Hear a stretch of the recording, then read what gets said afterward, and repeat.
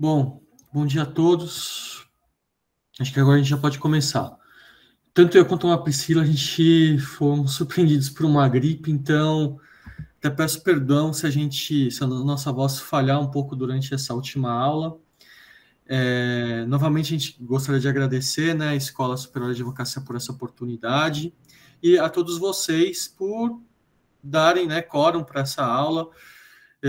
Que a gente pensou e desenvolveu, sempre pensando nos aspectos práticos da aplicação tanto da questões de compliance quanto LGPD dentro das relações trabalhistas, porque hoje em dia LGPD e compliance são áreas que se interligam com todas as áreas, o trabalhista também, né? Por quê? Porque o trabalhista, no final do dia, dentro da empresa, é o que move a empresa, né? São os colaboradores da empresa. Então, a gente tentou nessa última aula aqui, trazermos casos práticos que interligam essas três áreas, tá?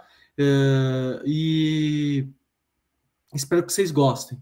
Obviamente, se vocês tiverem qualquer tipo de dúvida ou querem trazer algum caso, essa é a aula. Essa aula, por favor, vocês podem interromper a gente, porque vai ser uma aula de discussão em si, tá? Não precisam esperar o professor parar, ou também, se você não se sentir confortável em participar, abrir a câmera e falar, também pode mandar uma mensagem aqui no chat que a gente vai estar observando e vamos responder as dúvidas à medida que elas vierem. Tá bom, pessoal? Então, vou começar compartilhando aqui a tela.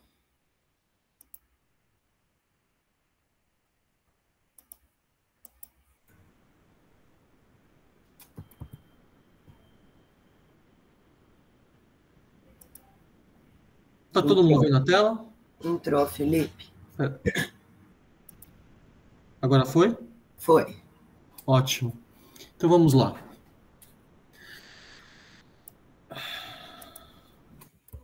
Só um minutinho, gente, que um probleminha aqui. Aqui, ótimo.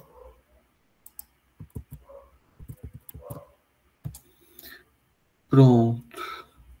Desculpem, mas é que eu tive problema com o meu outro computador e eu tô com um computador diferente.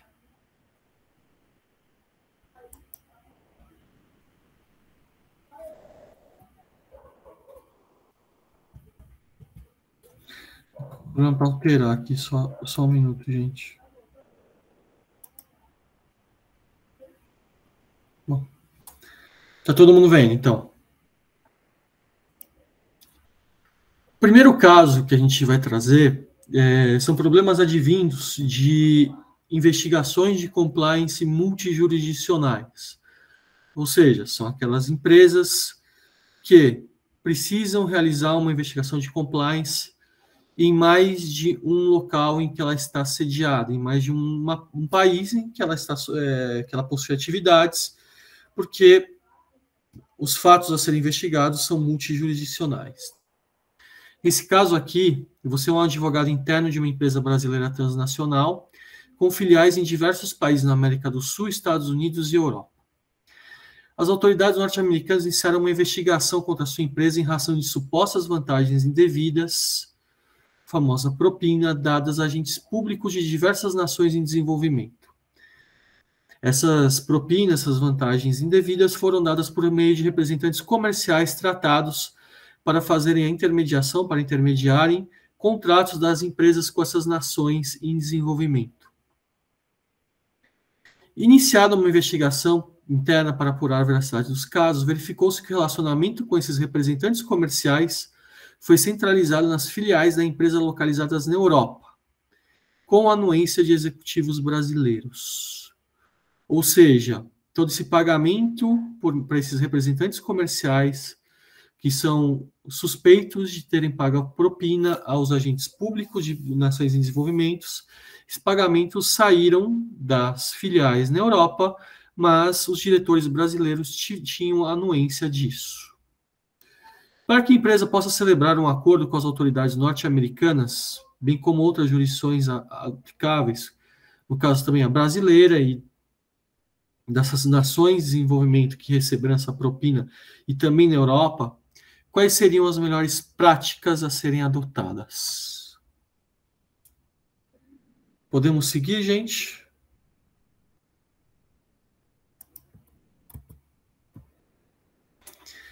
Bom, a primeira pergunta que eu faço para vocês: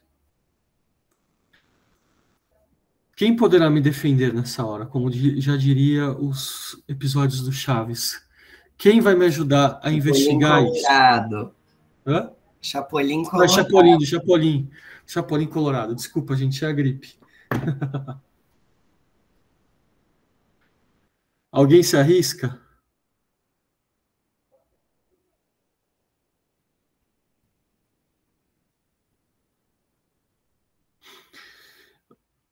Obviamente, a partir do momento que a empresa sabe que as autoridades norte-americanas começaram já algum tipo de investigação contra ela, ela mesma tem que se auto-investigar, ela tem que se antecipar às conclusões que essas autoridades norte-americanas, que provavelmente vão comunicar às demais autoridades envolvidas, brasileiras, europeias e desses países em desenvolvimento, sobre o que está sendo investigado.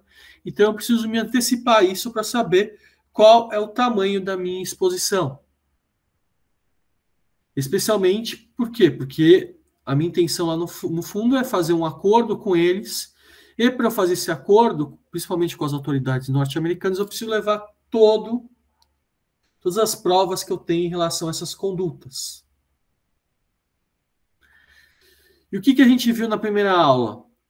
Quando eu tenho assuntos sensíveis que envolvem a minha empresa, qual o melhor profissional para eu executar essa tarefa de investigação? A Nicole, perfeito, o advogado. Por que o advogado? Alguém se lembra por quê? Perfeito, Nicole, dever de sigilo. O que acontece? Se eu contrato um escritório de advocacia para fazer essa divulgação para mim, essas informações são revestidas de confidencialidade. Eu não vou correr um risco de uma autoridade brasileira ou estrangeira oficiar, eventualmente, uma empresa de investigação que não está coberta por dever de sigilo entre cliente e advogado, e ela vai ser obrigada a fornecer esses dados a essas autoridades. Dependendo do caso, dentro dessa investigação, além desse caso que as autoridades americanas que está sendo investigado, se descobrem outros ilícitos, essas autoridades vão ter acesso a esses outros ilícitos por meio da obtenção dessas informações. Tá? Exatamente, Amanda. O advogado também vai ser o profissional mais apto a saber, primeiro, o que realmente incrimina você, né? Vamos dizer, aquelas provas negativas ao cliente, e também vai ajudar a colaborar para o cliente, eventualmente, trazendo uma investigação defensiva, trazendo provas positivas para o cliente. Olha, calma aí, isso aqui não foi bem assim. Essa contratação aqui não ocorreu nesse país, como está sendo alegado. Então, o advogado é o único profissional, por ter esse conhecimento jurídico, de fazer esse discernimento. Pois bem, vamos para a terceira pergunta. Quais os tipos de documentos a empresa pode ter acesso nesse tipo de investigação interna, esse tipo de investigação defensiva que ela está realizando?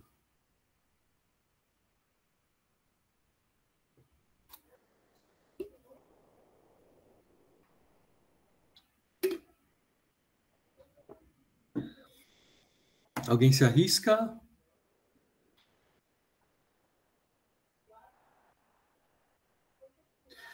A empresa pode pegar um celular pessoal de um empregado que esteja envolvido nisso, que eles saibam que esteja envolvido nisso?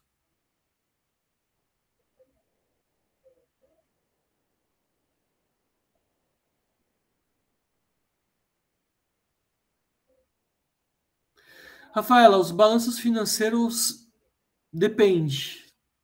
Normalmente, esse tipo de pagamento, aqui na empresa, a empresa pagou por representantes comerciais. Não, Bruno, a empresa não pode pegar o celular pessoal do empregado. Esse tipo de investigação interna da empresa, a gente viu, ela tem que ser baseada em todos os documentos, contas, isso, e equipamentos que pertencem à empresa. Então, se esses funcionários possuem aparelho celular corporativo, sim, a empresa pode apreender esses aparelhos corporativos e fazer o espelhamento. A mesma coisa que os notebooks desses empregados que vão ser objetos dessa investigação. Além disso, todas as contas de e-mail, eventualmente pagamentos que a empresa tenha realizado a esses representantes comerciais, sim, tá?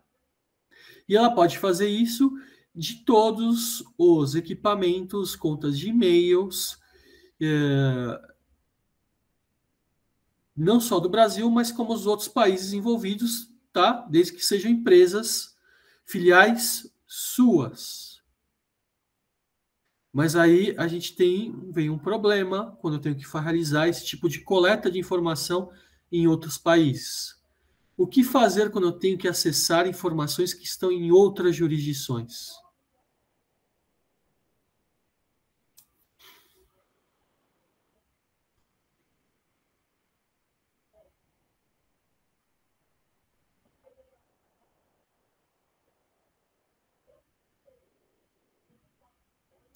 Eu posso simplesmente pegar todas essas informações e trazer tudo para o Brasil?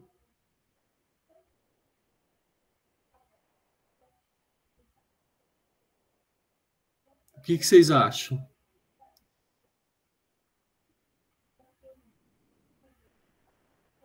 Não, pessoal. Isso aí é a pergunta que faz a interligação das duas aulas. Cada país, principalmente quando a gente pensa em Europa, a Europa possui uma regulamentação de proteção de dados, o GDPR deles muito mais forte, inclusive, que a brasileira. Então, a empresa, por mais que essa informação pertença a ela, há dados de terceiros nessas informações, há e-mails trocados por terceiros.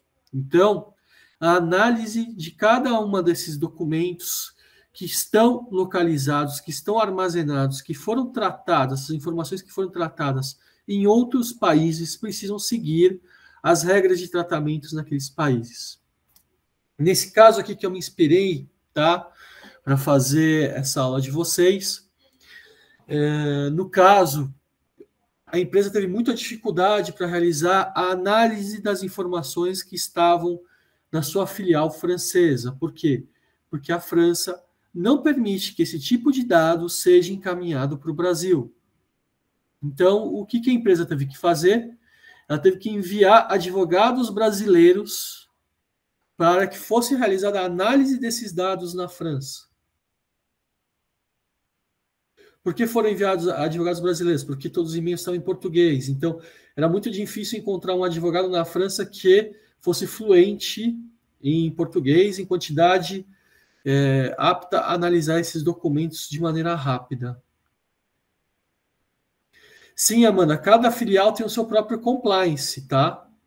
Mas, nesse caso, como ato de corrupção, tá? Envolvia principalmente, estava sendo investigado pelas autoridades norte-americanas e brasileiras, e os e-mails que foram trocados pela filial estavam em português, e a empresa precisava dar uma resposta rápida para as autoridades norte-americanas, e foi necessário o envio de advogados brasileiros até a França, tá? E mais um ponto sobre compliance. Sim, cada local, cada filial, em tese, precisa ter um responsável de compliance, mas você precisa ter alguém regiado na sede da empresa para organizar tudo isso, saber o que está acontecendo. Então, toda empresa sempre vai ter um chefe de compliance global e vai ter chefes de compliance regionais. O regional vai ser especializado nas regras de compliance daquele determinado país, mas essas regras de compliance precisam espelhar as regras de compliance global da empresa. Você precisa ter um head global, porque no caso que envolve multijurisdições, que nesse caso, precisa ter alguém centralizando todas essas informações. E essa pessoa normalmente é aquela localizada onde a empresa está sediada. Tá certo? Vamos lá. Eu posso entrevistar pessoas externas ao corpo funcional da empresa? Por exemplo, esses representantes comerciais que foram contratados, eu posso entrevistá-los? Eles não são funcionários da empresa.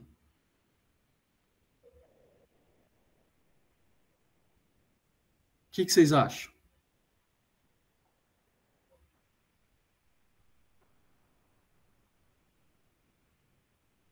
Vamos lá.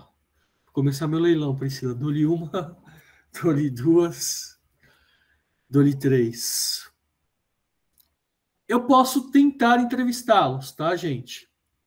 Principalmente se eles estiverem localizados aqui no Brasil, existe uma resolução da própria Ordem dos Advogados do Brasil, do Conselho Federal, que regulamenta a investigação defensiva e permite que eu possa entrevistar testemunhas.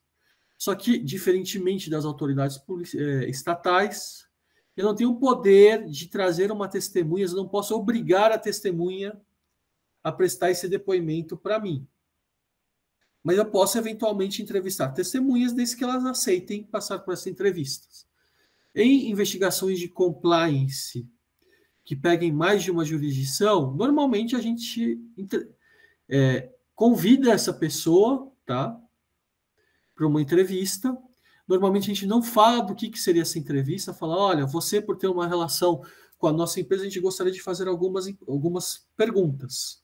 Não falamos, obviamente, o objeto dessas perguntas, e se a pessoa aceitar, a gente faz essas perguntas para eles.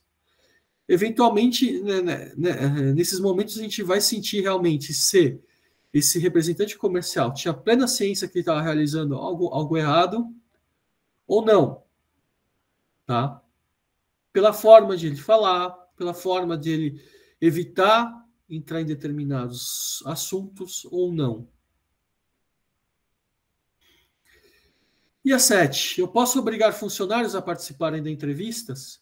Funcionários da minha empresa. Vamos colocar aqui ainda, vamos facilitar um pouco essa pergunta. Funcionários localizados no Brasil, entrevistados por advogados contratados pela empresa aqui no Brasil. Eu posso obrigar?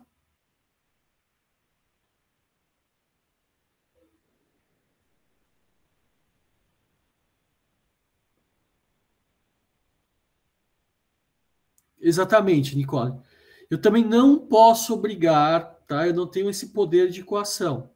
Eu tenho que falar para o funcionário que ele tem o dever de colaborar com a empresa, mas, eventualmente, se esse funcionário, principalmente se o funcionário for objeto da investigação, tiver qualquer participação no que está sendo objeto dessa investigação, assim como qualquer pessoa tem o direito de ficar em silêncio e não produzir provas contra si mesmo, esse funcionário, se ele tiver envolvido nessa ação, ele não pode.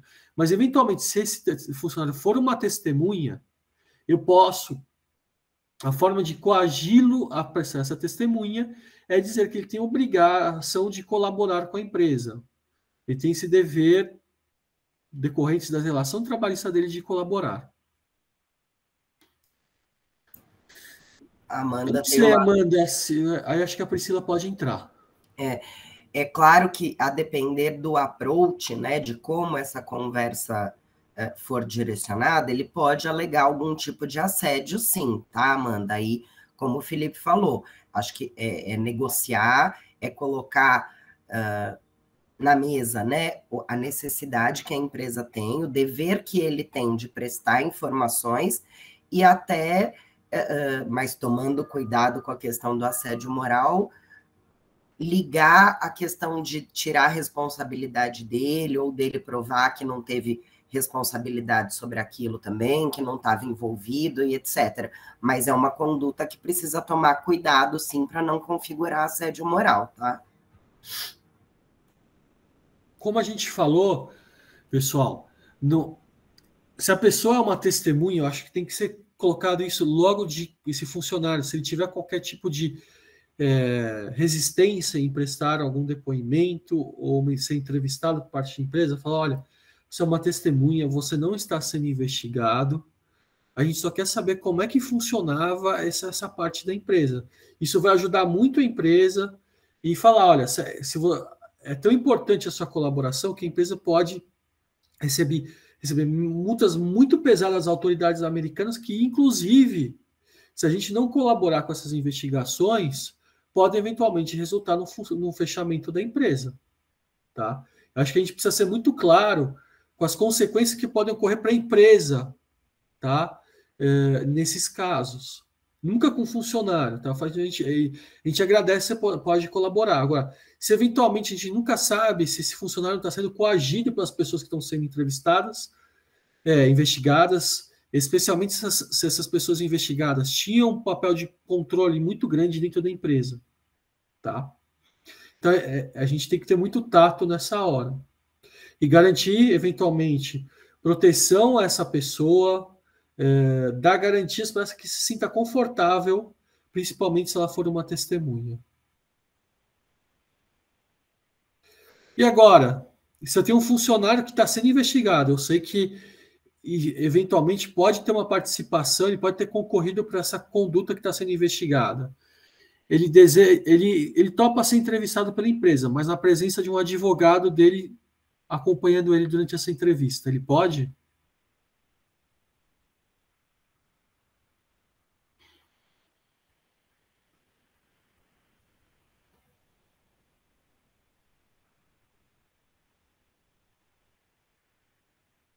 Isso, gente, ele pode sim, tá? A partir do momento que ele está numa posição de investigado, e esse procedimento interno da empresa pode gerar sanções negativas contra ele, tanto dentro da empresa, que seria, a gente tem que ver a política de sanções da empresa, ou isso também pode gerar sanções para ele fora da empresa, como nesse caso aqui que a gente está apurando um caso de corrupção, ele pode levar um advogado, ele pode ficar em silêncio, tá? Lembrando que sempre a gente não pode coagir essa pessoa, não posso fazer entrevistas muito longas, que durem mais de 12 horas. O ideal é assim, se eu sei que essa entrevista vai ser demorada, eu vou precisar de 3 dias para essa entrevista, a gente faz entrevistas de 2, 3, 4 horas, com intervalos para as refeições, para a pessoa poder ir ao banheiro, porque senão ele pode, inclusive, alegar que ele foi vítima de um cárcere privado por parte da empresa. E, por fim, o entrevistado deve permanecer na entrevista até o seu término, mesmo se ele for, aqui eu vou fazer essas duas perguntas, se ele for uma pessoa investigada ou se ele for uma testemunha. Exatamente, ele tem o direito de ir e vir dele. Se ele está cansado, ele pode sair. Eventualmente você pode pedir, a gente pode continuar essa entrevista outro dia, e falar, olha, agora eu não estou mais confortável em continuar com essa entrevista, eu prefiro que acabe aqui. Ele pode ter, ele tem esse direito. E no final do dia, gente, se eu realmente encontrei irregularidades envolvendo esses funcionários, esses representantes comerciais, o que eu tenho que fazer?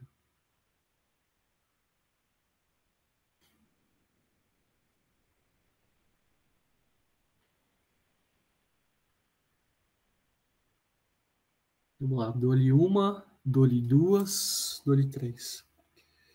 Primeiro, é verificar o caso se vale a pena eu fazer um acordo ou não com as autoridades. Eu ver o valor envolvido, né, de que foi pago de vantagem devida, o retorno que a empresa teve em razão dessas vantagens indevidas. Por quê? Porque se foi um retorno muito alto, vale a pena eu fazer um acordo, tá? Para que as multas que vão ser impostas sejam mitigadas, tá?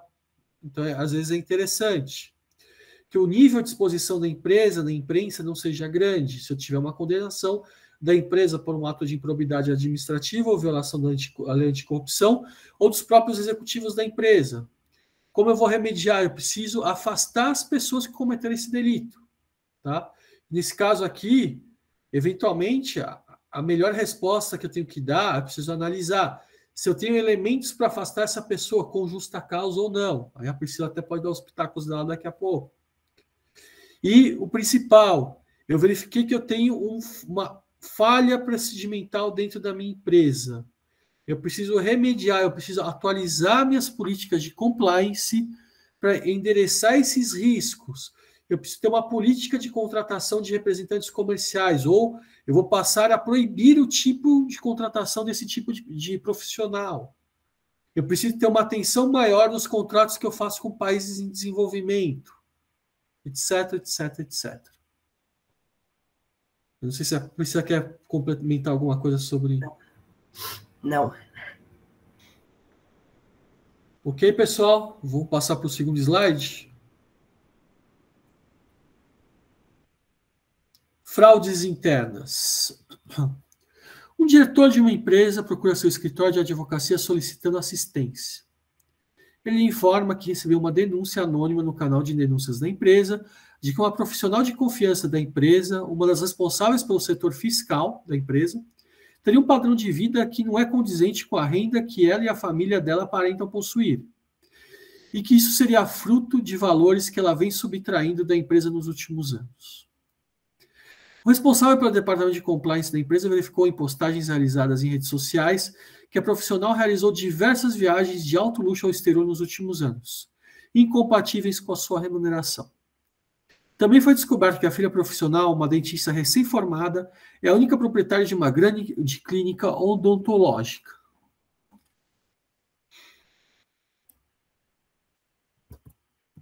Bom, vamos lá. Nesse caso aqui, quem deve investigar, gente?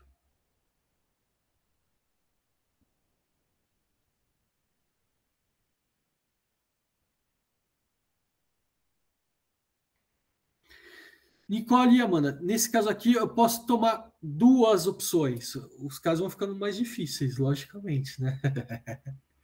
Sim, vocês estão certas. A própria empresa pode iniciar uma investigação, mas aqui eu estou dentro de um crime, tá? E muito provavelmente, dentro de um determinado ponto, a empresa vai ficar muito limitada. E a empresa vai ter que socorrer as autoridades, nesse caso, autoridades policiais, tá? Por quê? Porque aqui eu tenho um crime que pode ser um crime de estelionato, ou um furto mediante fraude, ou uma apropriação indébita. E provavelmente, como envolve recebimento e pagamento de valores, eu consigo ver, tentar ver de onde esses valores saíram dentro da minha empresa, mas a partir do momento que esses valores são levados a terceiros, muito provavelmente vou precisar de uma quebra de sigilo bancário. E aí a empresa não pode, mesmo dentro de uma investigação defensiva, pedir isso. Isso só pode ser realizado em uma investigação criminal, para ter uma representação da autoridade policial do Ministério Público para um juiz, e o juiz determinar essa quebra. Qual o melhor profissional para executar essa tarefa?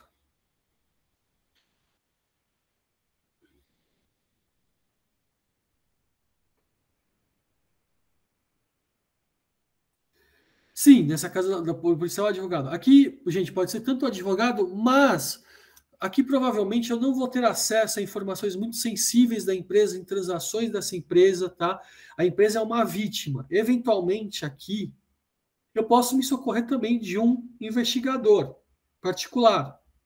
Inclusive, hoje em dia, desde 2018, se eu não me engano, agora me falhou o nome da lei, mas existe uma lei que veio a regular a atividade de investigador privado aqui no Brasil, tá certo?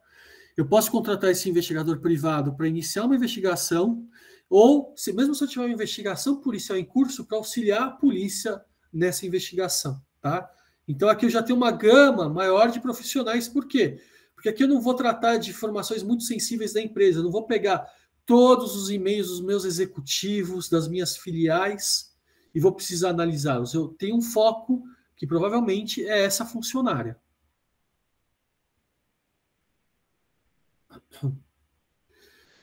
Então vamos lá. A gente vai começar a analisar a caixa de e-mails dessa funcionária. Vamos supor que essa funcionária não tenha equipamentos corporativos. Ela só tem um notebook, que hoje em dia normalmente o pessoal tem, mas ela não tem um celular corporativo, tá? Só que ela é uma funcionária um pouco mais antiga, ela gostava de instalar documentos pessoais dentro desse notebook. Por exemplo, ela fazia as declarações de imposto de renda com o notebook corporativo dela. Então, tá lá as declarações de imposto de renda. Também os extratos bancários. Ela gostava de entrar no banco, ela salvava os extratos bancários dela nesse computador dela, da conta pessoal dela. E ela também tinha um advogado. E ela usava o e-mail corporativo dela para falar com o advogado dela sobre assuntos pessoais. Eu posso ter acesso a essas informações?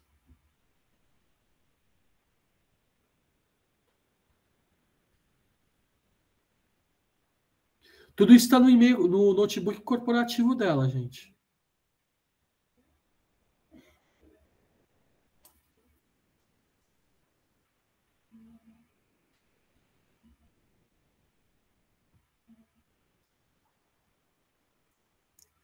Vamos lá.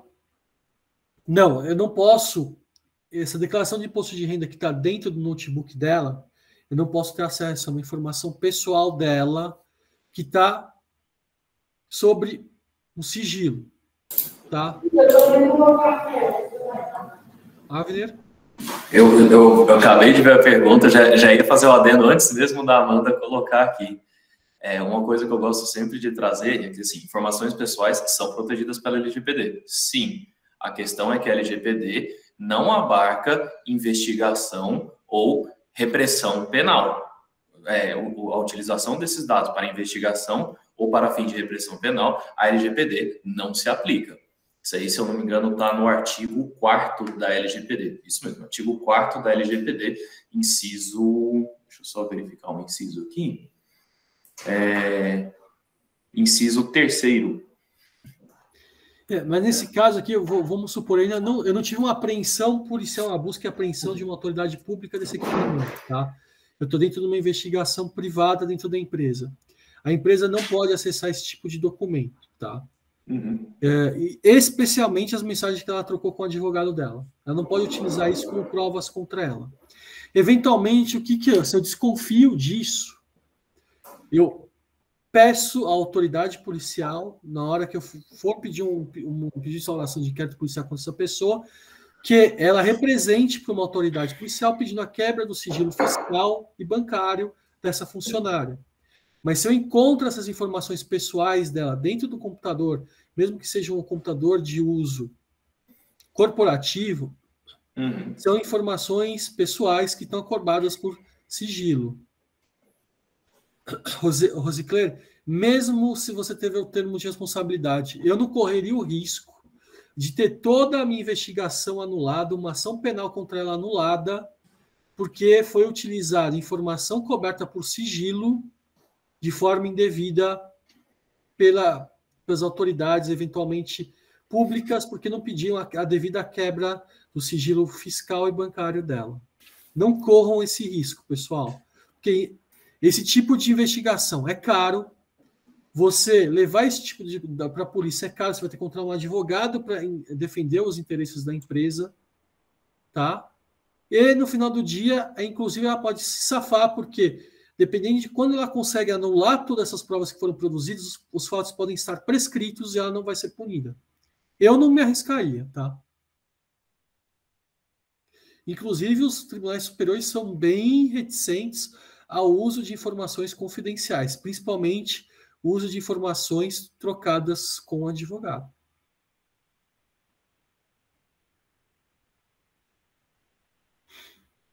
Eu posso pedir para que essa funcionária ceda o celular dela para ser espelhado, mesmo o celular pessoal dela? Espelhado é o seguinte, a gente faz um backup do celular dela para utilizar. Sim, eu posso pedir, mas se ela quiser, ela pode negar. Tá? Aqui eu não falei, eu posso obrigar? Não, eu não posso obrigar. O máximo que eu poderia obrigar, se ela tivesse realmente um equipamento corporativo, ela precisa me devolver, e sim eu posso ter acesso a ele. E mesmo com adendo, né, Felipe, que a gente já tinha falado, mesmo o celular corporativo, considerando que tem no WhatsApp algumas mensagens pessoais, esse tipo de informação precisa tomar um certo cuidado. Se a pessoa coloca lá, mesmo sendo uma ferramenta de trabalho, se ela coloca lá o WhatsApp pessoal ou alguma rede social pessoal dela, tem que ser olhada também com cuidado, como a gente já tinha falado.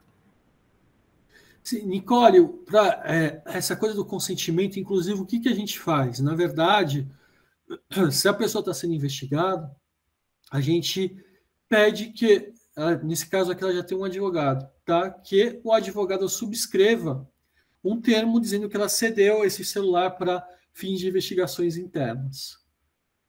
Tá certo? Normalmente a gente pede isso para dar legitimidade a isso.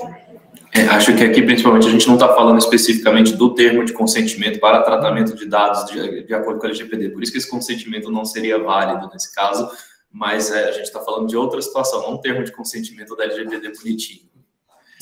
Não é termo de consentimento da LGPD. Aqui eu já estou um passo bem a mais. Bom, eu posso buscar informações públicas sobre essa funcionária na minha investigação interna?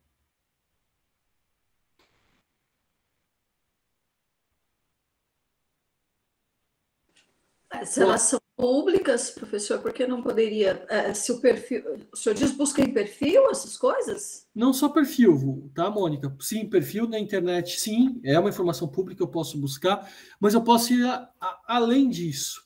É muito comum a gente fazer pesquisas em registro de ofícios de imóveis para saber se ela ou a família dela adquiriram imóveis nos últimos anos.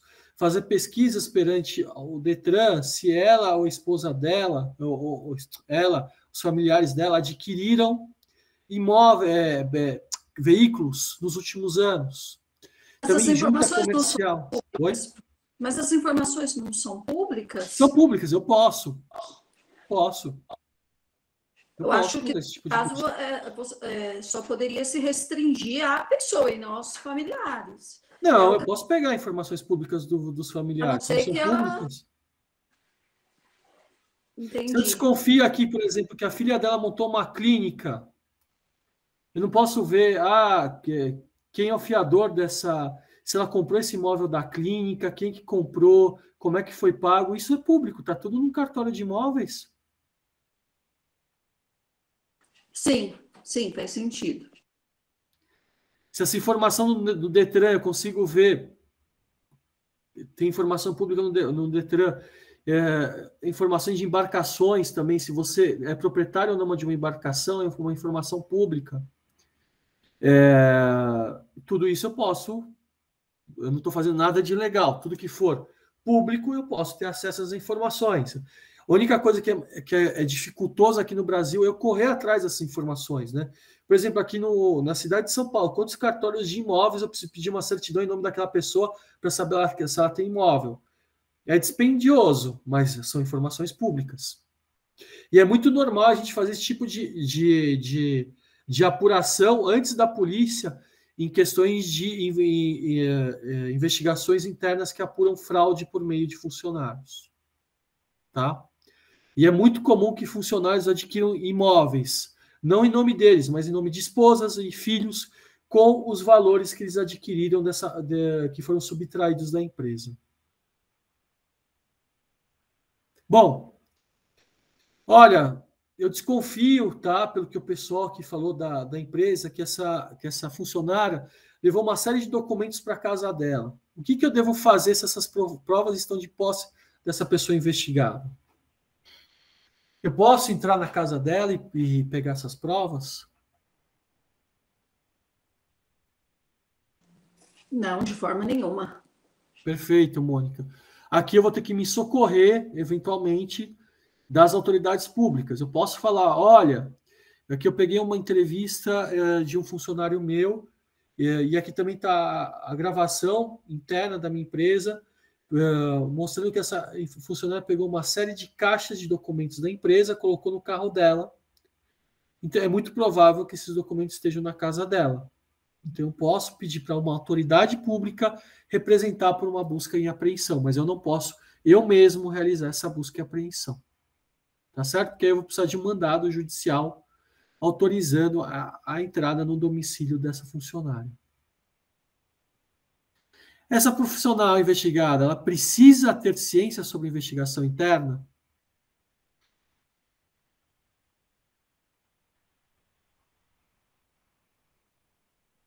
Não, não precisa.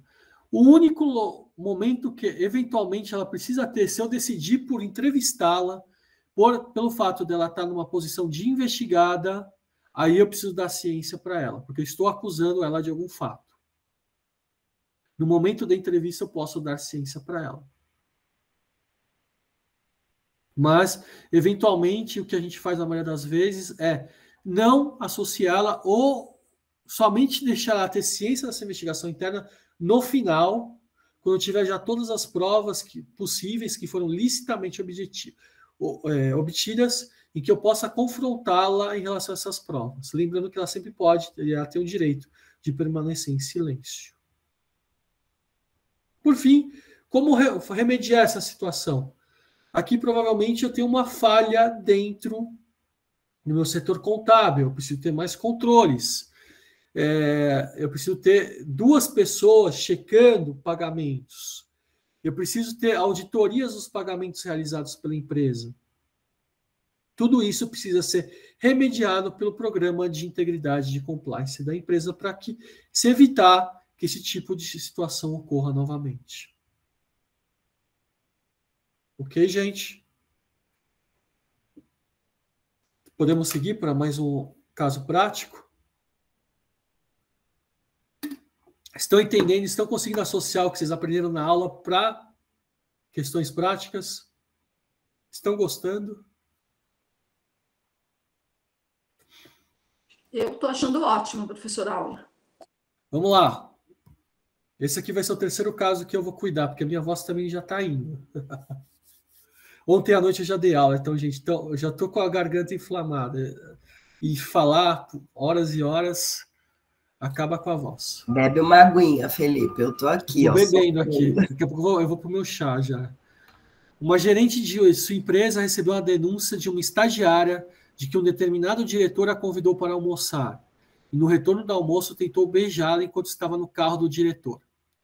Esse diretor já possuía queixas não formalizadas no passado, ou seja, rádio peão, em razão da forma como se comportava com as demais profissionais, pois pedia massagens às funcionárias, cumprimentava elas com beijos.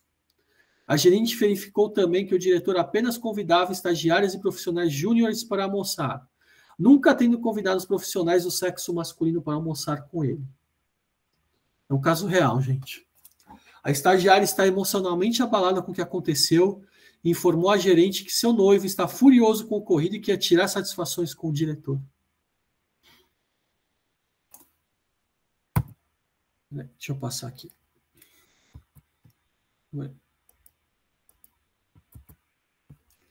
Bom, o que a gerente deve fazer, gente?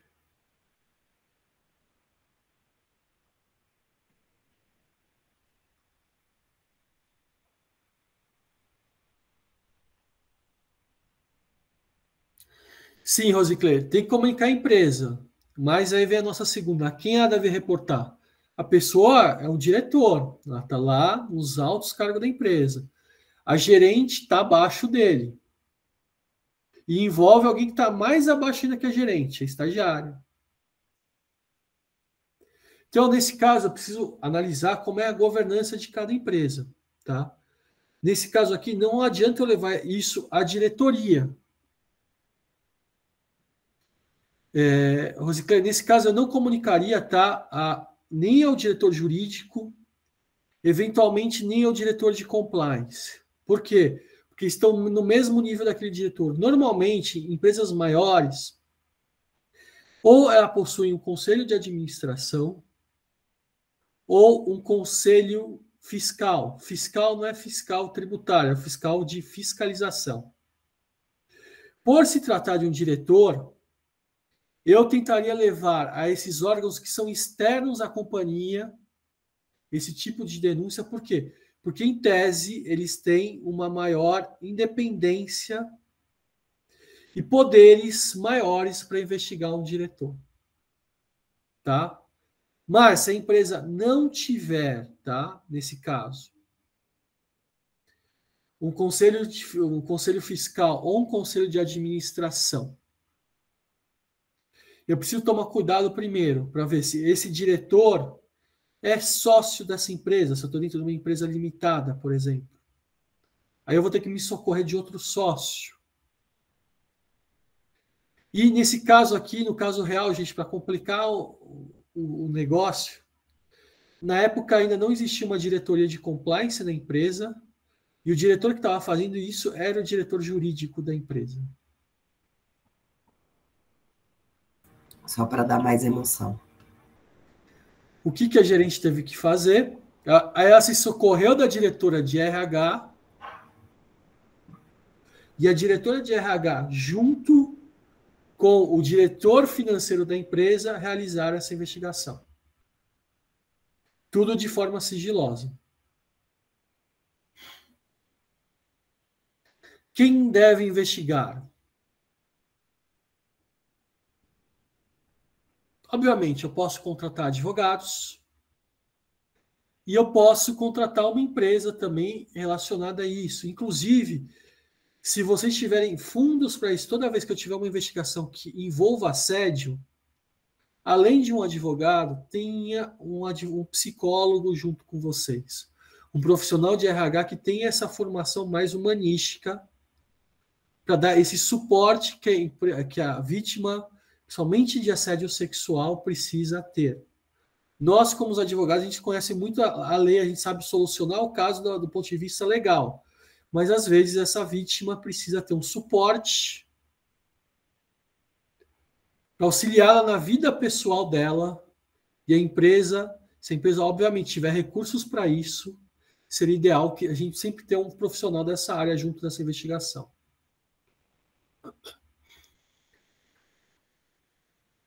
Inclusive, essa investigação, todas as entrevistas, tudo que foi feito extra-empresa.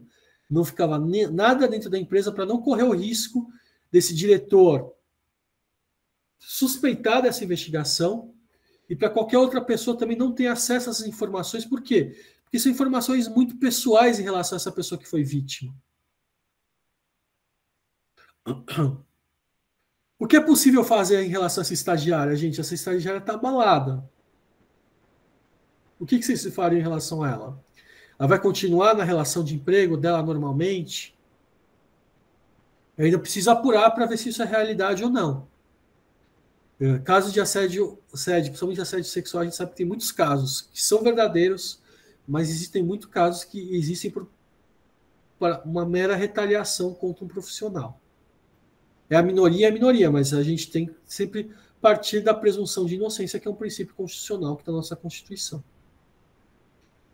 Olha, Amanda, nesse primeiro momento eu acho difícil você afastar um diretor da empresa. Todo mundo vai se perguntar na empresa por que você está afastando ele. Eu, pelo outro lado, eu tentaria colocar essa estagiária em trabalho remoto, tá? Acho que o ponto da Amanda foi até esse, tentar afastar do assediador, né? Do assediador, a vítima do assediador, a eventual vítima. Eu li errado. Perdão, Amanda. Vamos tentar afastá-lo do assediador, vamos colocar ela em trabalho remoto, vamos ver se é possível colocar essa estagiária em outro setor, tá? Dar férias a essa estagiária enquanto a gente está realizando essa investigação. Isso vai depender do caso. Bom, o que eu devo fazer em relação aos demais profissionais que almoçaram com o diretor? Eu preciso tentar correr atrás desse pessoal e entrevistar, para ver, olha, como é que foi seu almoço com ele? Ele tentou fazer alguma coisa? Tá? Sempre acompanhado de um psicólogo, esse tipo de entrevista. Tá? Falar que ele está sendo investigado por razão disso. Não, logicamente, não expor a estagiária nessas entrevistas. Dizendo, olha, eu tive uma denúncia aqui de tal pessoa. Fala, não, olha, a gente está vendo a postura desse diretor, a gente está achando estranho que a gente que só chama pessoas do sexo feminino para almoçar. Durante o seu almoço foi tudo certo? Você se sentiu de alguma maneira constrangida primeiro a almoçar com ele? Como é que foi esse almoço, etc, etc, etc. A partir do momento que, durante a investigação, eu veja que venham elementos contra esse diretor, assim, sim, eu posso tomar alguma medida contra ele. Eu posso afastá-lo. Tá? E, eventualmente, se comprovar que isso é uma conduta recorrente dele, verificar se é o caso de demiti-lo ou não. Aí vai entrar a Priscila, Mas o que você pode fazer do ponto de vista dar suporte para essas vítimas? Eventualmente, contratar um advogado para dar suporte a essas vítimas de levar esses casos, se as vítimas assim desejarem, à polícia. Tá? Se a vítima não quiser isso, você não pode obrigar a vítima a levar esses fatos à polícia.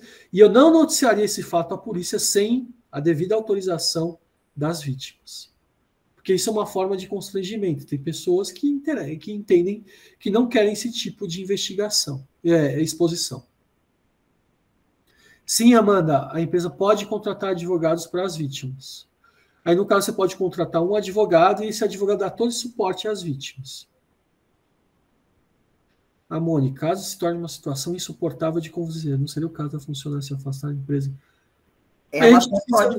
Ela até pode, desculpa, Felipe, ela até pode, viu, Mônica, pedir a rescisão indireta, mas o ideal é que a empresa tome alguma medida antes.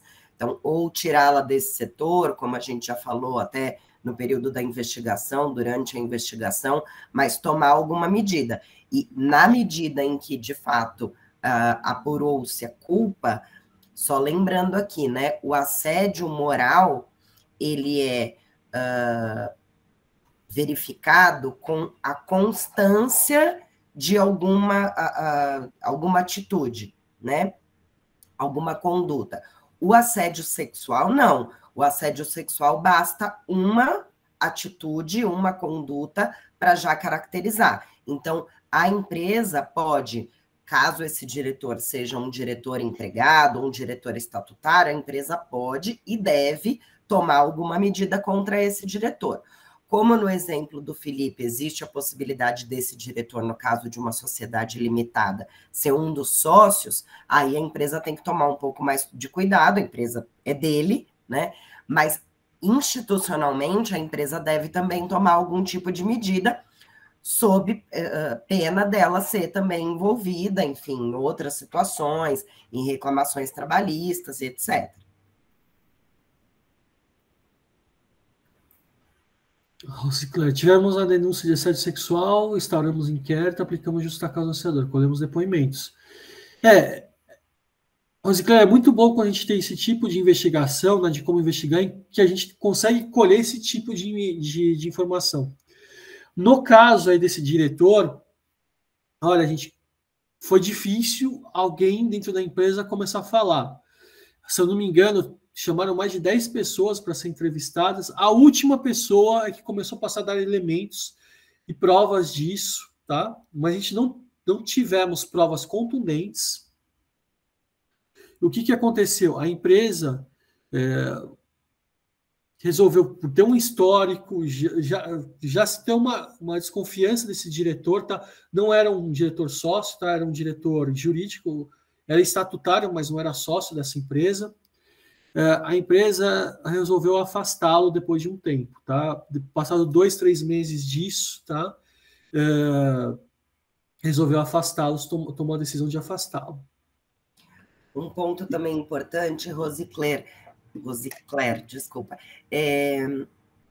A gente sempre recomenda nesse tipo de acontecimento que os depoimentos sejam colhidos em tempo e conforme, de fato, for havendo aí a investigação interna. Inclusive, eventualmente, coletar via ata notarial algum tipo de depoimento, porque muitas vezes, do ponto de vista trabalhista, né, a empregada, o empregado, vai entrar com aquela ação trabalhista 1, 2 anos depois do ocorrido, até ser marcada uma audiência de instrução daquele processo, demora, eventuais empregados que participaram daquela conduta e da investigação já saíram da companhia. Então, a gente sempre recomenda ter ata notarial, desde que a pessoa que fez, né, que prestou o depoimento também concorde com isso, que o cartório colha via ata notarial para eu ter, de fato, eu, empresa, ter uma prova lá na frente, tá? E como eu falei, o que e como investigar, né? Nesse tipo de investigação, diferentemente das outras, precisa ter muito tato. O ideal é que todas essas pessoas sejam entrevistadas fora do ambiente da empresa, levem-as para um ambiente mais neutro, tá? Etc, etc, etc. Somente da empresa. Não, Amanda, ainda não cheguei à autoridade, porque, inclusive, você como empresa, eu não aconselho você levar esses fatos a autoridades públicas sem autorização das vítimas. Por quê? Porque as vítimas podem se sentir expostas por causa disso, uma exposição negativa que elas não desejam. No máximo, o que a gente colocou logo no começo é falar para as vítimas, olha, a empresa pode te dar um suporte jurídico, se você tem interesse em levar essas autoridades públicas, a gente vai ter um advogado que vai dar todo esse suporte a você. Olha, Mônica, não é o caso ainda da Caixa que aconteceu ainda. Acho que o caso da Caixa ainda está sendo investigado, a gente não tem ainda essa situação. Mas eu pensei nesse caso em colocar por causa da Caixa, tá? Porque está em evidência. Mas esse caso aqui aconteceu em outra empresa, um caso que eu participei dessa investigação, tá? E não é o caso da Caixa. E como remediar isso, gente? Eu preciso. Se isso é algo recorrente dentro dessa empresa, a gente viu um risco, identificamos um risco. E agora a gente tem o dever legal, né? Se a empresa tem uma CIPA, é ter uma política de assédio, tanto assédio sexual quanto assédio moral dentro da empresa. Fazer treinamentos para que esse tipo de política, para esse tipo de situação não ocorra, e dar instrumentos, tá, confiáveis para que eventuais vítimas se sintam confortáveis, seguras de denunciar esse tipo de situação.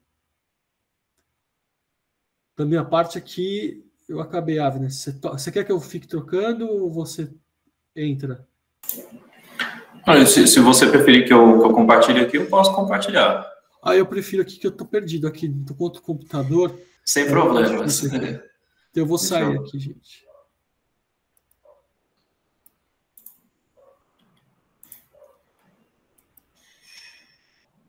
Vamos lá.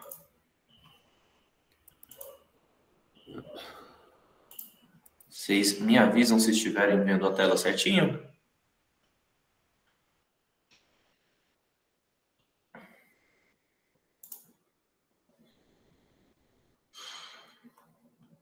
Todo mundo vendo a tela? Tudo certo? Ok, gente. Então, com o professor Felipe aqui, nós fizemos uma parte mais dissertativa, digamos assim. Comigo, eu fiz algumas questões também, que são casos, dúvidas, sejam elas de clientes, dúvidas quando a gente está fazendo os processos de adequação ao LGPD, dúvidas recorrentes em relação a algumas questões trabalhistas também.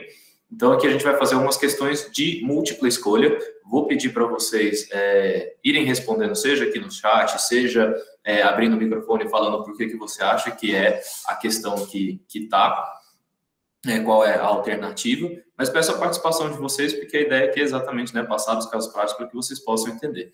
Então, vamos começar lá. Trouxe alguns casos práticos aqui, eu acho que são 8 no total. E aí nós vamos passando. Se vocês tiverem dúvidas, fiquem à vontade para interromper, por favor. Então, a primeira questão que a gente tem aqui, então, um controlador deseja terceirizar o tratamento de dados pessoais para um operador, A gente está lembrando aqui, controlador e operador. Controlador é a figura, a pessoa natural jurídica, que tem competência para tomar decisões. O operador é a pessoa natural jurídica que faz tratamento de dados em nome do controlador. O que deve ser realizado antes da terceirização? Então, temos essas 4 alternativas. Alternativa A o controlador deve pedir permissão à autoridade supervisora para terceirizar o tratamento desses dados. B, o controlador deve perguntar à autoridade supervisora se o contrato por escrito combinado está em conformidade com os regulamentos. C, o controlador e o operador devem preparar uma minuta e assinar um contrato por escrito garantindo a confidencialidade dos dados. Ou D, o controlador deve pedir permissão ao titular dos dados para terceirizar o tratamento dos dados. E vocês podem colocar qual alternativa vocês querem que seja aqui no chat. E se puderem aqui, algumas pessoas explicarem o porquê que vocês acham que é tal alternativa, A gente está no mundo da advocacia aqui, geralmente a gente tem que explicar o porquê que a gente acha,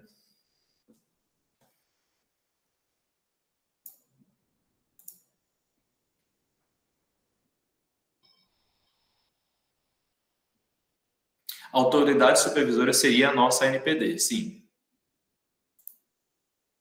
Coloco geralmente autoridade supervisora porque eu já tive que fazer essas questões aqui com pessoas de fora. É mais fácil colocar autoridade supervisora que consegue entender, né, quando não é só Autoridade Nacional de Proteção de Dados, é um nome mais geral.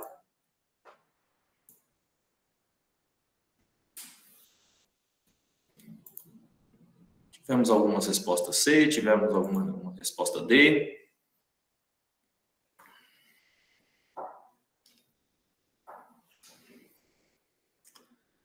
Ao pessoal que está respondendo C e D, vocês se sentem confortáveis para fundamentar as respostas?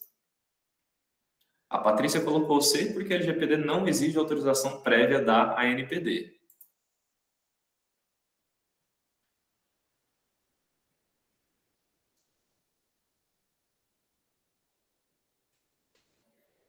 Amanda colocou que é permitido o compartilhamento desde que o titular saiba com quem será compartilhado.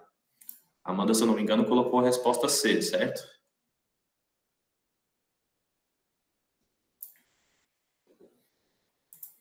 Bom, gente, tivemos algumas respostas. Vou passar aqui para a gente não ficar prolongando muito. A resposta correta é a letra C. O porquê que não é exatamente a letra D, e aí eu acho que tem algumas pegadinhas nessa nossa. Bom, a A e a B, eu acho que ninguém colocou A e B, né? Você não precisa pedir permissão para a autoridade supervisora para terceirizar o tratamento dos dados. A Autoridade Nacional de Proteção de Dados, a ANPD, ela não é papai e mamãe das empresas para ficar dando permissão para tratamento e tudo mais. Ela é uma autoridade fiscalizadora e sancionadora também, além de editar regulamentos. Também se aplica essa mesma argumentação na B, né? O controlador deve perguntar se o contrato por escrito combinado está em conformidade com os regulamentos. Você não precisa ficar submetendo os seus contratos para a ANPD para verificar se está em conformidade. A ANPD também não é o departamento jurídico de nenhuma empresa, ela não precisa ficar fazendo isso. A D não é especificamente porque o controlador deve pedir permissão ao titular dos dados para terceirizar o tratamento dos dados ali nesse caso específico. Não é necessariamente a D. Por quê? Porque temos a base legal de execução contratual, procedimentos preliminares para tratamento de dados em relação no qual o titular seja a parte. Nesse sentido, você pode terceirizar esses dados, né? Então, digamos aqui, estamos falando de um contrato de trabalho. A empresa em si, ela não faz a folha de pagamento, que ela faz isso através de uma empresa terceirizada. Ela não precisa dar autorização expressa do titular dos dados para terceirizar os dados do titular para realizar a folha de pagamento. Para executar o contrato, ela já pode terceirizar esses dados. Aqui, deixa eu só ver quem colocou essa argumentação. A Amanda colocou, é permitido que o compartilhamento desde que o titular saiba com quem será compartilhado. E é exatamente isso. Deve ser fornecido uma política de privacidade, seja para o usuário, para o cliente, para o titular do dado, seja ele quem for, para que esse dado seja compartilhado e aí informar isso ao titular do dado. Então, a resposta que nos resta aqui é a letra C. Deve haver um contrato por escrito, garantindo a confidencialidade dos dados, listando objetivos e os métodos de tratamento de modo definido pelo controlador e especificando que o operador conduzirá o tratamento unicamente conforme as instruções do controlador. Aqui sempre lembrando que se o operador fizer qualquer coisa com o dado pessoal que não esteja no contrato, que não esteja estabelecido pelo controlador, nessa situação o operador ele vai se equiparar ao controlador em termos de responsabilidade de acordo com a LGPD. Alguma dúvida em relação a essa pergunta especificamente?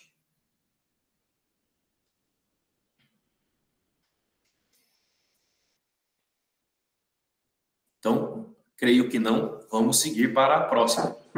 Professor, dúvida não, mas vamos complicar a situação? Claro, vamos. É muito fácil complicar a situação com a LGPD, então fica tranquilo. Não, é que assim, por que eu fui a primeira a arriscar a C? Eu de cara, entendi que a C seria ideal, mas quando o senhor colocou a D como uma pegadinha, eu fiquei pensando onde que estaria a pegadinha. Então, eu imaginei uma situação assim. Tá bom, não precisa da autorização no caso de uma empresa ter que terceirizar para ser feita a folha. né, de pagamento. Supondo que a empresa terceirizou e a empresa da folha de pagamento foi hackeada.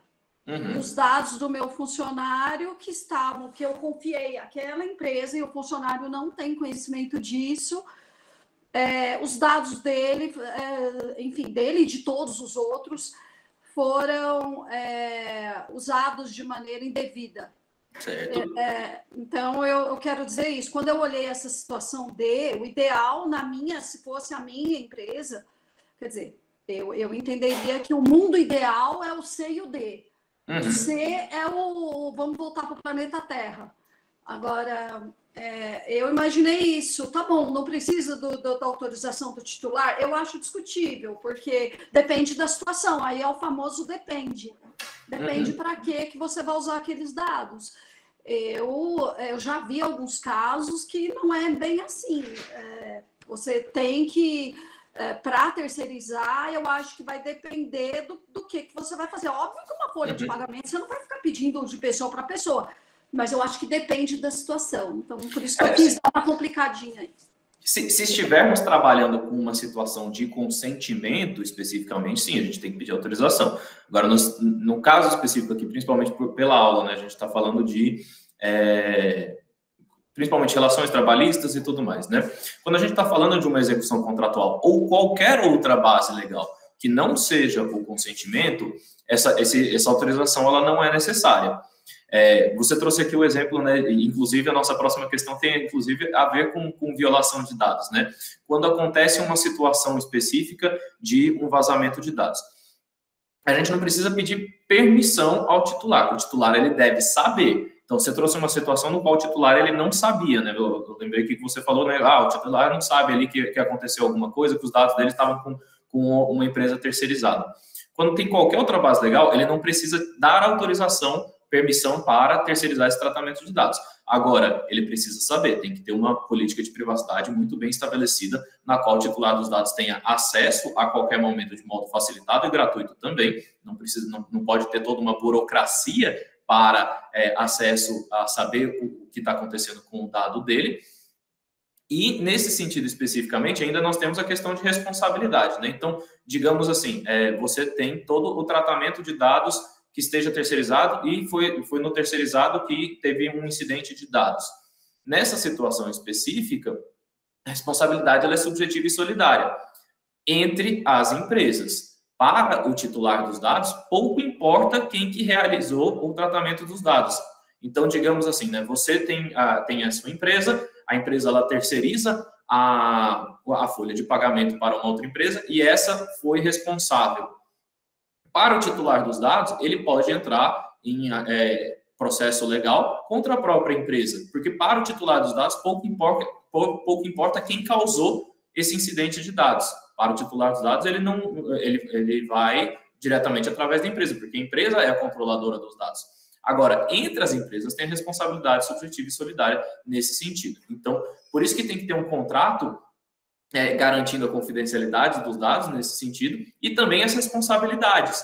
Você vai estabelecer ali, você é o operador, você só vai poder tratar os dados de tal forma, e se você der causa a alguma coisa, e eu tiver que pagar ao meu titular de dados aqui, você vai me indenizar também. Então, tem que ter toda essa situação. Então, qualquer base legal que a gente utilize para que não seja o consentimento, a gente pode utilizar sem permissão do titular dos dados para terceirizar esse tratamento de dados. Acho que a próxima questão, inclusive, ela tem exatamente em relação a esse tema de violação de dados. Então, vamos passar aqui para a próxima. Alguém ficou com mais alguma dúvida? Quer complicar também novamente? Fiquem à vontade.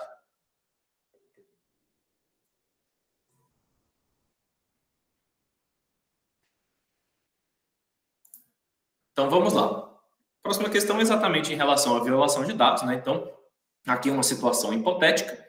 Você está empregado como encarregado. Lembrando que encarregado é a figura que a LGPD traz como o canal de comunicação entre o controlador/operador, titular do dado e a Autoridade Nacional de Proteção de Dados, a ANPD.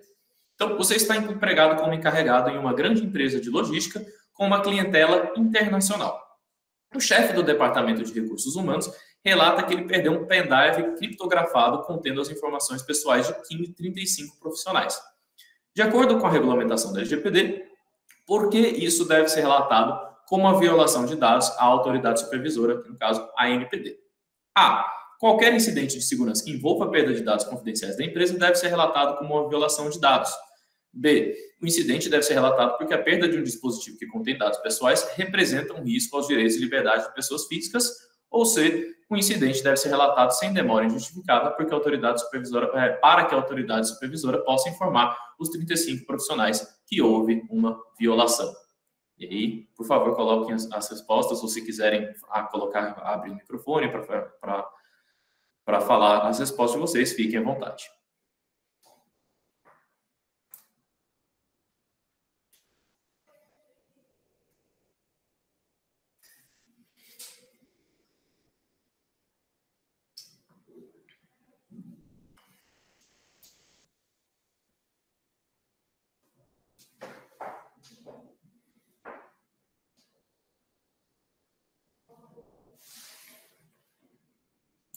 Acho que essa aqui o pessoal está com um pouquinho de dúvida, estão demorando um pouquinho.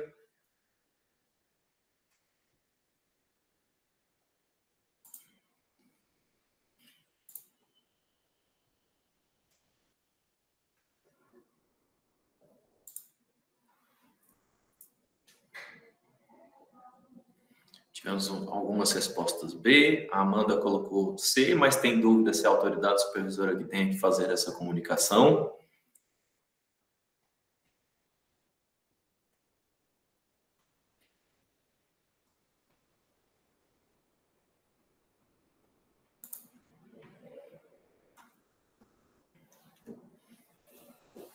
Tivemos aqui a Nicole colocando, acredito que não seja C, porque a própria empresa poderia realizar essa comunicação.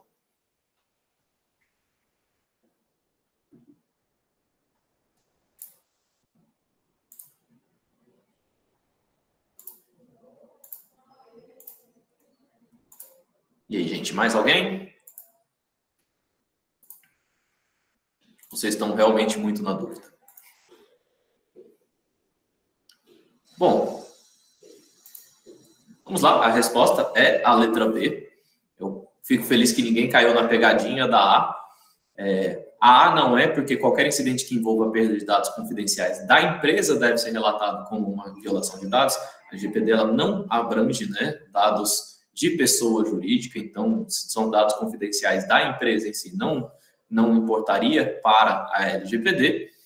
A C, por mais que tenha relatado, né, que tenho dúvida se é a autoridade supervisora que tem que fazer essa comunicação, não é a autoridade supervisora que vai fazer essa comunicação, né? Quem faria a comunicação ao titular dos dados não é nem que a empresa pode fazer, é ela que deve fazer. Está estabelecido na LGPD que é o controlador que deve fazer essa comunicação ao titular dos dados, caso tenha a perda de um dispositivo que contém dados pessoais, que representa riscos aos direitos e liberdades de pessoas físicas. Então, considerando que a perda desses dados possa gerar esse risco de direitos e liberdades, então é por isso que esse incidente deve ser relatado como uma violação de dados à autoridade.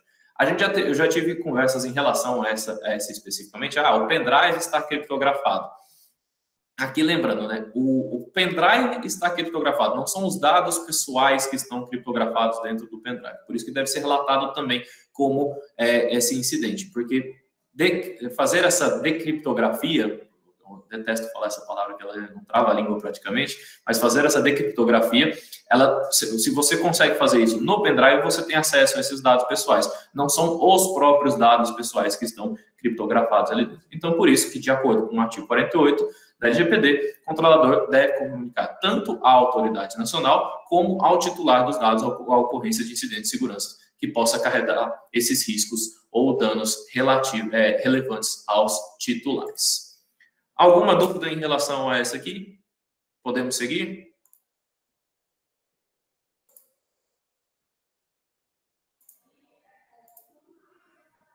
Então, gente, seguindo aqui para a próxima, em relação ao tratamento de dados em caso de falecimento. Então, o controlador que tem como base legítima unicamente o consentimento. Aqui estamos falando numa situação de uma atividade que precisou do consentimento dos titulares dos dados, para poder processar dados pessoais. No decorrer do processamento, o controlador descobre que um dos titulares dos dados faleceu algum tempo depois de ter consentido com o processamento de seus dados. Qual ação deve ser tomada pelo controlador nesta situação, de acordo com a LGPD?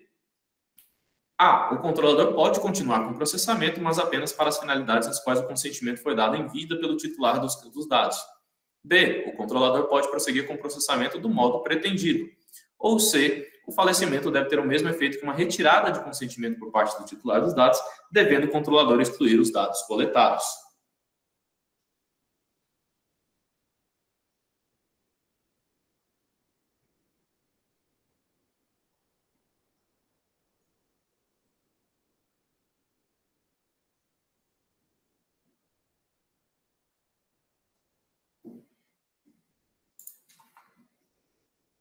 Tivemos aqui algumas respostas A.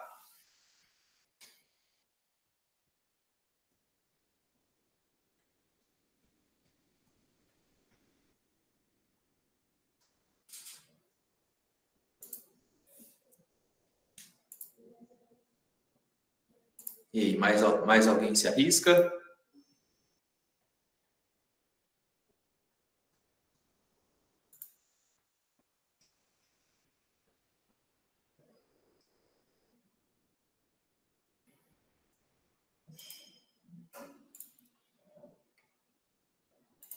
Pessoal, indo praticamente todo mundo de A. Gente, aqui, antes de colocar a resposta, eu acho que tem uma... a Nicole colocou, aplica-se a LGPD ao falecido, eu arriscaria a B. A gente tem que lembrar uma das primeiras coisas que a gente viu na nossa aula passada. A LGPD, ela visa proteger os dados de pessoas naturais. Uma vez que estamos falando de pessoa não natural, né, digamos assim, né, pessoa falecida, ela perde esse status de pessoa natural. Nesse sentido, é por isso que é a letra B. Fico grato também que ninguém caiu na pegadinha da C, né, que não é uma retirada de consentimento, mas o controlador pode continuar com o processamento, mas não tem necessidade de acordo com a LGPD, tá, gente? Não de acordo com outras coisas, outras leis. De acordo com a LGPD, o controlador pode seguir com o processamento de dados pelo modo pretendido. E a Priscila vai complementar aqui daqui a pouco. Então, assim, para outras situações, aqui, então, o descendente pode pedir a exclusão dos dados, alguma coisa. Quando a gente está fazendo a integração com outras leis especificamente, por exemplo, a gente tem direito à honra, todas essas questões especificamente depois, aí entra em outra esfera. Mas, no falecimento, de acordo com o LGPD, pode ir de acordo com o modo pretendido. E a Priscila tem uma complementação.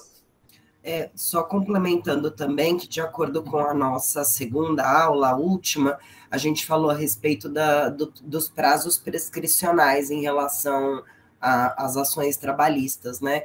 Como a gente também tem necessidade de manter esses dados em razão do espólio, pretender algum tipo de direito adquirido pelo empregado enquanto ele teve na relação de trabalho, também justifica aqui a manutenção, além desse ponto que o Avner colocou, tá?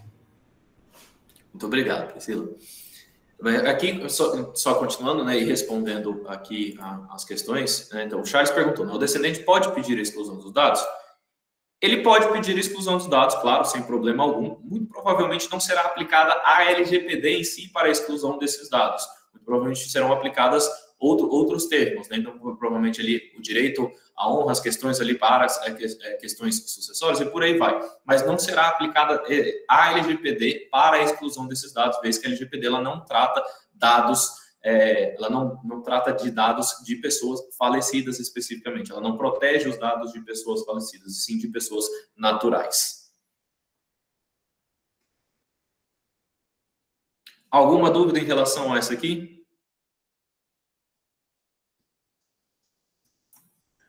Eu acho controverso.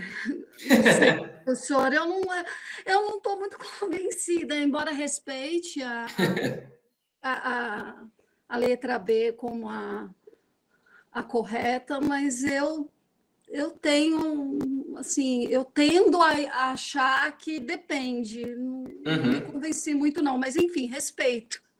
É claro que assim, a gente tem diversas situações, e não só em relação a tratamento de dados de falecido, né? Ela pode usar os dados, teoricamente, do modo pretendido? Teoricamente pode. Lógico que ela vai ter que fazer integração com outras diversas leis. De acordo só com a LGPD, ela poderia fazer esse tratamento de dados. Mas, por exemplo, vou trazer um caso recente interessante nesse sentido. A gente teve aquela situação nos Oscars, né, de que a esposa do Will Smith tem uma doença e o comediante lá, acho que foi o Chris Rock, fez uma piada com essa doença. Considerando ali, né, nós estamos falando ali de dados sensíveis. E são dados manifestadamente públicos, né, por ser figura pública e toda essa situação. Quer dizer que ele poderia utilizar aqueles dados do jeito que ele quisesse? Não, né? Teoricamente, a gente tem uma situação clara nesse sentido de que, teoricamente, ele não pode usar os dados do jeito que ele quiser. Da mesma forma que tipo, o controlador ele pode prosseguir com o processamento do modo pretendido. Não quer dizer que ele não vá ter consequências em relação a outras leis. De acordo pela LGPD, especificamente, pela Lei Geral de Proteção de Dados, ele pode fazer esse tratamento.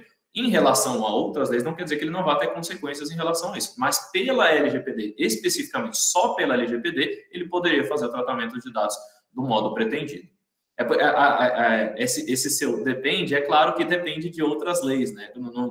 A LGPD ela não é exclusiva para tratamento de dados nesse sentido, né? Inclusive, temos outras leis que abarcam a proteção de dados, como a própria lei do sigilo bancário, o Código de Defesa do Consumidor, inclusive a Constituição Federal agora, né, recentemente. Então, sim, é um depende, mas pela LGPD especificamente, aí sim poderia fazer o tratamento do modo pretendido.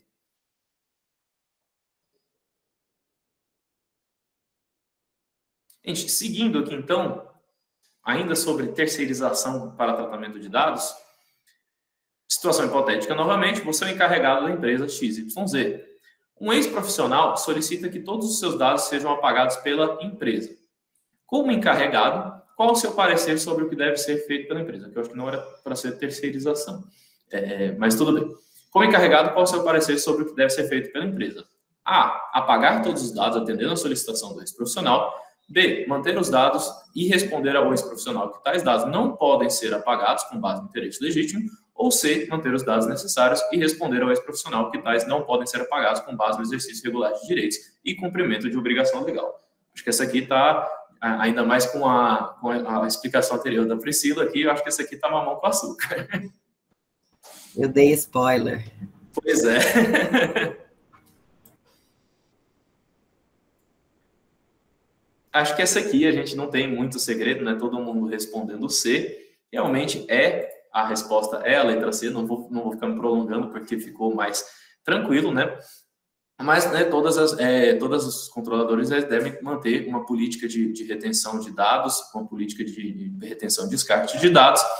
E essa política, elas trabalham muito com os prazos prescricionais, né? Então, ali a gente tem muito cumprimento de obrigação legal e exercício regular de direitos a fazer. Então, nem todos os dados pessoais do controlador poderá excluir especificamente aqui aqueles que se referem às obrigações fiscais que precisam ser mantidos e também para se proteger de eventuais ações judiciais. Se há necessidade de preservar certos dados conforme a exigência de outra lei, o controlador não poderá apagá-los. Porém, o controlador pode cessar o processamento de dados para outras finalidades que o titular não consentiu. Então, você pode manter todos os dados necessários para o exercício regular de direitos e para o cumprimento de obrigação legal. E não só pode manter esses dados, como deve manter esses dados. Acho que aqui não vamos ter nenhuma dúvida nessa questão específica. Vamos falar de uma outra questão aqui, então. A empresa ABC tem uma extensa base de dados de clientes em um sistema único, na qual todos os profissionais têm acesso. No decorrer da implementação, diversas áreas demonstram que não precisam acessar todos os dados no sistema. Qual medida deve ser implementada por essa empresa? A. Considerando que são apenas os profissionais que têm acesso aos dados de clientes, o acesso não apresenta riscos à proteção de dados. B. Recomenda-se a implementação de mecanismos para que os dados pessoais de clientes em excesso não sejam tratados por certas áreas. Ou C, recomenda-se que as áreas excluam os dados que não precisam acessar.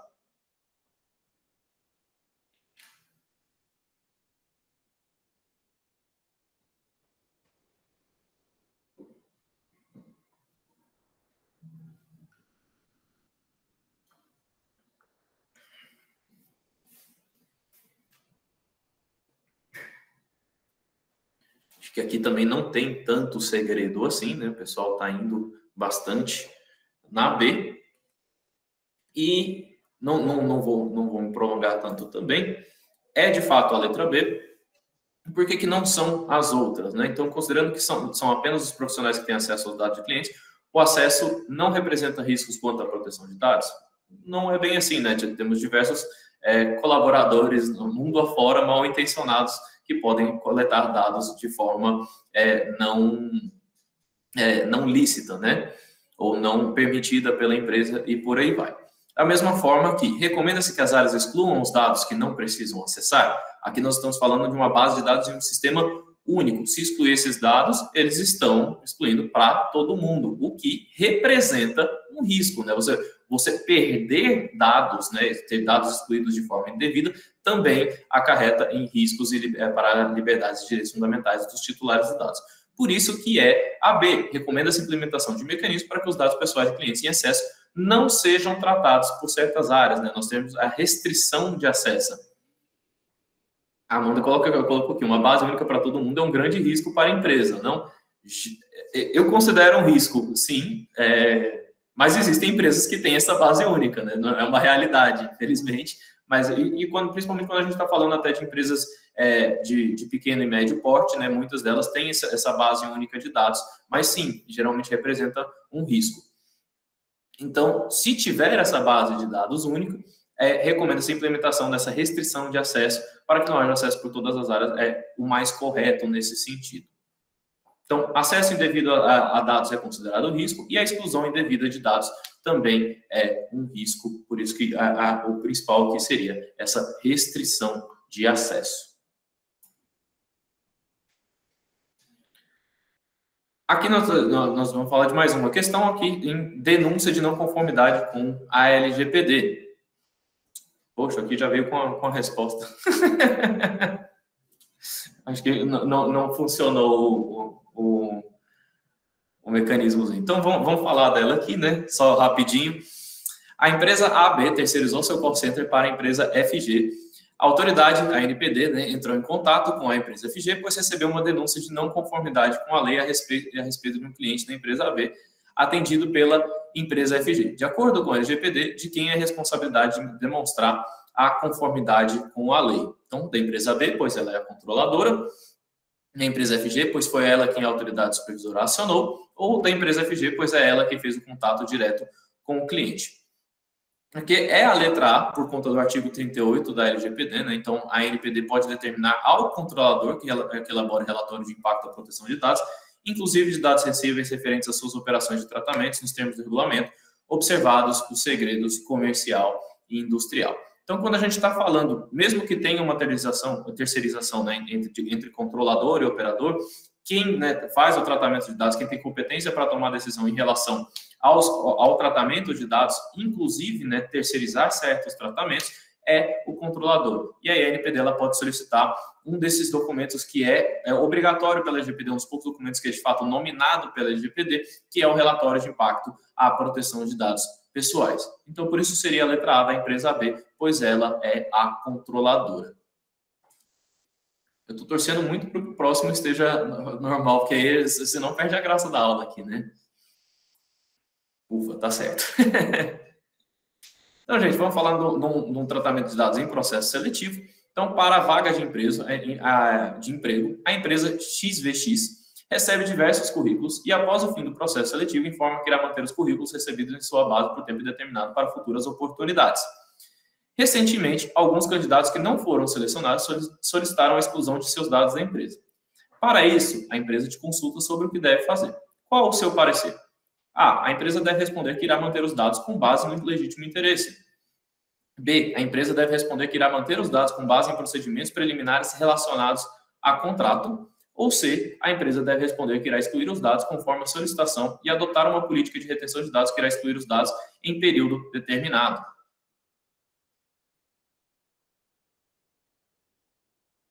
Acho que esse, inclusive, foi um exemplo que tanto eu quanto a professora Priscila trouxemos na aula passada. Acho que ela fica até mais fácil um pouco.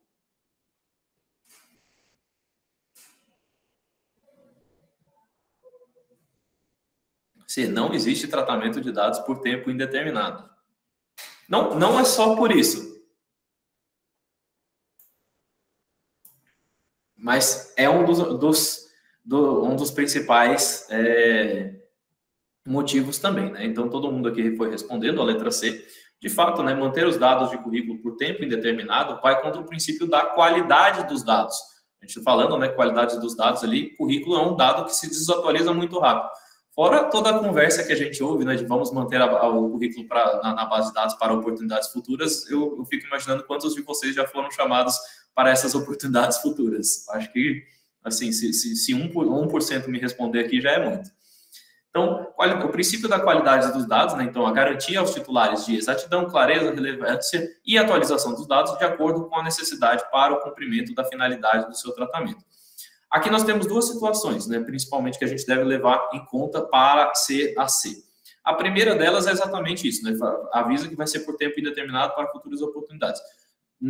Pela LGPD, não podemos, né, manter esses dados por tempo indeterminado, né, nós temos que estabelecer uma política de retenção e descarte de dados, né, aqui a gente já até apresentou na vez passada em relação a isso, se eu não me engano, acho que era 1 ano, né, Priscila?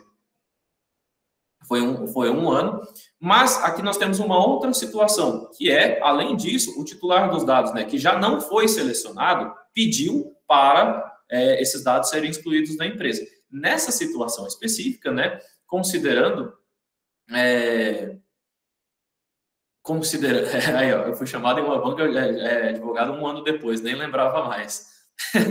E você provavelmente já era uma advogada bem mais, né, bem melhor do que você quando você submeteu o seu currículo, né, inclusive. Mas aqui nós temos uma situação que o titular dos dados solicitou a exclusão desses dados.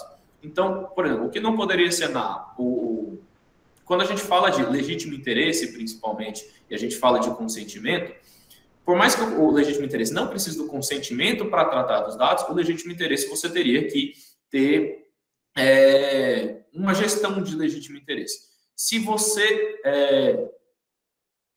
pede a exclusão desses dados, né, o legítimo interesse ele deve manter uma legítima expectativa do titular também. Então, se você pede a exclusão desses dados e continua recebendo algum e-mail ou alguma coisa nesse sentido, você tem uma quebra dessa legítima expectativa desse titular e aí é uma clara infração ao legítimo interesse também. Então, você não poderia manter esses dados uma vez que ele pediu a exclusão desses dados. Você tem que ter uma base legal muito bem definida. A única situação que eu pensei até depois de ter formulado essa questão e colocado aqui é que você poderia manter esses dados se for para algum eventual exercício regular de direitos.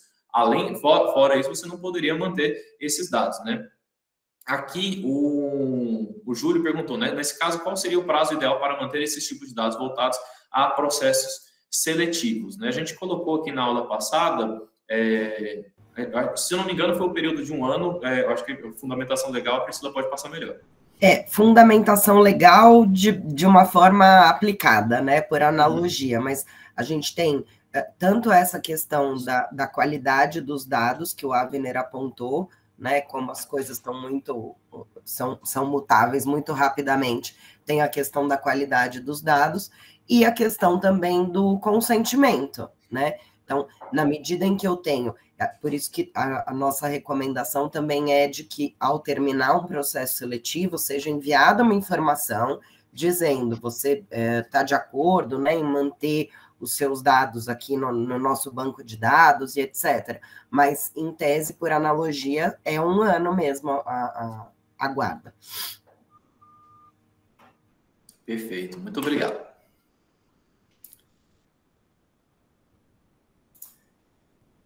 Gente, vamos então para a nossa última questão aqui. Então, tratamento de dados em violação e justa causa. Aqui nós estamos falando até de um caso real. Um profissional que transfere dados sigilosos da empresa, né, a uma conta pessoal, e aqui dados sigilosos nós estamos falando especificamente de dados pessoais, da empresa a uma conta pessoal para continuar a trabalhar de casa, pode incorrer em falta disciplinar grave que pode ensejar a dispensa por justa causa? A, sim, porque contraria políticas internas de conformidade e privacidade da empresa, ou B, não, porque não há dolo e desde que as informações não sejam repassadas a terceiros. Aqui a chance de acertar é 50% só.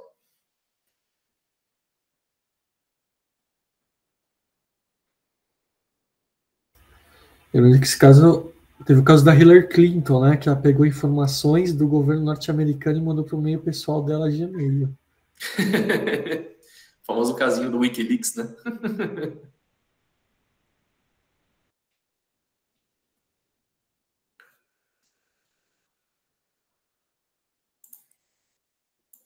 Aqui o pessoal tá todo mundo indo de A. Gente, aqui de fato é a letra A, né? E aí a gente trouxe um caso, um dos casos interessantes, que temos aí realmente uma decisão judicial em relação, né, com relação à LGPD e à causa trabalhista. Inclusive, né, a informação para vocês atualmente, né, nossos casos judiciais, dos 1.000 casos mais ou menos que tivemos no ano passado, quase 70% era em relações trabalhistas. Então, aqui nós temos, né, a 4ª turma do Tribunal Superior do Trabalho confirmou uma demissão por justa causa de uma ex-bancária do Itaú Unibanco, em São Paulo, por improbidade. Havia norma expressa no sentido de que o e-mail pessoal dos profissionais não pode ser utilizado para armazenamento de informações dos clientes. Além disso, o profissional havia assinado o termo de segurança e privacidade das informações dos clientes do banco. Nesse sentido, ele manteve essa justa causa, principalmente pela já conformidade do banco, em que essa ex-bancária, essa ex-funcionária, assinou as suas obrigações em relação à LGPD, de que ela não poderia retirar esses clientes e mandar para a sua conta pessoal, mesmo que esses dados não tenham sido vazados ou algo do gênero. O mero passar esses dados para o e-mail pessoal já configurou esse vazamento, nesse sentido. Mas, como a empresa já estava em conformidade com a LGPD, já tinha suas políticas de privacidade, suas políticas de proteção de dados internos, já tinha sua política de segurança da informação estabelecida, e a funcionária já estava ciente de todas essas questões, a 4ª turma do TST pôde manter essa justa causa por conta disso. Então, quando a gente fala de adequação à LGPD, não é só proteger o titular dos dados, é também proteger a empresa em relação a vazamentos e pessoas mal intencionadas contra a empresa. Então, você não só mitiga riscos em relação a um vazamento externo, mas também você mitiga riscos a qualquer coisa interna que possa acontecer. Então, por isso que ficou aqui a letra A, porque contraria políticas internas de conformidade e privacidade da empresa. Alguma dúvida em relação a essa aqui? A Priscila levantou a mão, acho que ela tem uma complementação aqui boa para fazer. Aqui, só para complementar mesmo, Avner, como você bem apontou, esse caso foi mantida a justa causa pela questão específica de se tratar de um banco e, portanto, as informações dos clientes já tem um outro peso, né? Inclusive, hoje existem regras a respeito de empregados de banco que não podem nem ter seu nome levado a SPC e Serasa, por exemplo. Então, tem algumas regras específicas em relação à instituição bancária, né? E também ao fato de que a empregada tinha ciência, já havia assinado o termo de segurança e privacidade dessas informações. É claro que quando a gente coloca isso num outro plano, na medida em que, no nosso dia a dia mesmo, né? Peguei uma petição e me mandei aqui para o e-mail pessoal para terminar essa petição de casa. Desde que não haja nenhum tipo de dolo, nenhum tipo de intenção, nenhum tipo de divulgação a terceiros, e como não existe essas regras específicas, eventualmente, né, dentro de um escritório de advocacia, sobre esse nível de segurança e de privacidade da informação, aí, se fosse uma demissão por justa causa, seria uma medida desproporcional. Nesse caso, a empresa deveria primeiro prestar algum tipo de advertência, de suspensão, e depois, caso houvesse uma conduta reiterada, aí sim aplicar a demissão por justa causa, né? Só para deixar aqui muito claro a projeção de pena. Isso. E lembrando assim, se uma empresa ainda está no seu processo de conformidade, não realizou treinamentos, não implementou todos esses documentos, a demissão por justa causa também seria essa medida desproporcional, né? Nesse caso aqui especificamente, a gente está falando de uma empresa que já fez todas essas questões, né? E muito provavelmente já tinha até, inclusive, aplicado algumas coisas nesse sentido, né? E além de LGPD, você tem toda a questão do sigilo bancário, né? Por isso que a gente fala aqui, por isso que a gente, inclusive, envolveu, né, 3 temas juntos para esse curso, né? Então, a gente está falando de compliance, LGPD nas relações trabalhistas, né? São 3 matérias distintas do direito que se conversam muito aqui, principalmente. Mas, gente, se vocês tiverem algumas dúvidas, fiquem à vontade, né? Do meu lado, eram essas as questões. Se vocês tiverem dúvidas em relação à parte de LGPD, fiquem à vontade. A parte de compliance ou trabalhista que nós estamos aqui, temos aqui, teoricamente, 15 minutos. O material vai ser disponibilizado, sim, pela ESA, ok? Eu acho que foi o Júlio que perguntou aqui, né? O material será disponibilizado, sim, pela ESA para vocês aqui, para que vocês tenham esses casos também para trabalhar e pensar e tudo mais. Eu fiquei bem feliz com essa aula, o conteúdo foi ótimo, e acho que a gente teve uma baixa adesão, considerando as outras aulas, que a gente tinha mais gente, mas hoje todo mundo se manteve, então a audiência foi melhor. Não teve uma saída, nem nada. Então, mais uma vez aqui, em nome do Madrona Advogados e do Felipe e do Avner, queria agradecer ao pessoal da ESA, agradecer ao professor Ricardo Guimarães novamente por dar a oportunidade para a gente poder trazer esses temas tão práticos, tão interessantes e com intersecções, né, entre a área trabalhista e as outras áreas. Agradeço imensamente ao Avner e ao Felipe terem topado participar dessa aula comigo. Aqui tem os nossos contatos também para vocês, caso tenham alguma dúvida, queiram bater um papo, enfim, a gente está à disposição. Obrigada, viu, gente? Foi ótimo. Eu agradeço a todo mundo aí que ficou nas aulas também, foi uma experiência muito legal. Geralmente eu estou mais acostumado a dar essas aulas para servidores públicos, né? E muita gente que está tendo a parte de LGPD pela primeira vez, né? Então, você dar essa aula para advogados é muito interessante também, até porque, né? É o famoso advogado tem conhecimento de lei, a gente consegue interpretar as leis, né? Então, o pessoal que pega as coisas muito mais rápido, é muito interessante isso. Então, agradeço muito a paciência de vocês aqui para assistir as aulas e foi uma experiência muito boa para mim. Eu também agradeço aqui, gente, já um pouco sem voz aqui, mas sobre o material, gente, a gente vai ver com a ESA, porque das últimas 2 aulas a gente já encaminhou o material para eles, tá? Vamos verificar com eles por que não foi subido aqui no site de vocês. Talvez acho que até a gente consiga colocar num site do Google Class que a gente tem, né? Eu vou tentar jogar lá. Se vocês têm acesso ao Google Class, nós mesmos colocamos. Eu faço essa postagem ainda hoje, pode deixar.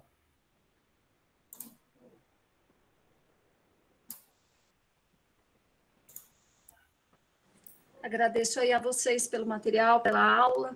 E, Avner, eu prometo que eu vou, então, intensificar os meus estudos aqui, porque eu ainda continuo com algumas interrogações aqui, então, para entender exatamente onde é que eu não assimilei, eu vou dar uma intensificada.